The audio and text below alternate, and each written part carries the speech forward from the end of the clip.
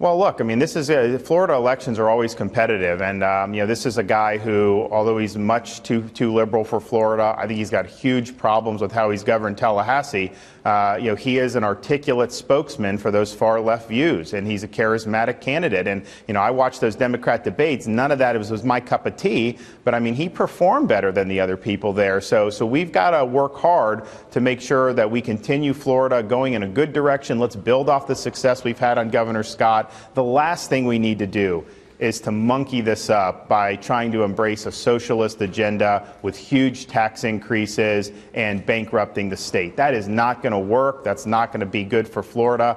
So I'm going to fight for what I believe in, because I think I'm the guy who can really lead Florida in a good direction. Yeah, I've been around politics long enough to know that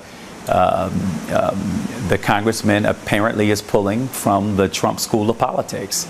Politics that says let's divide, be derisive, be sensational, as best you can to fire up your base, and try to do it in a cute enough fashion that maybe people won't notice. And unfortunately, for him, we're going to prove them otherwise in November. I think the Florida electorate is going to reject the politics of division. I really do. I think we're sick and tired of what we're seeing coming out of Washington. I think we're sick and tired of this gutter form of politics that Donald Trump seems to embrace and perpetuate, and is now being supported in that perpetuation by the Republican nominee for governor of the state of Florida.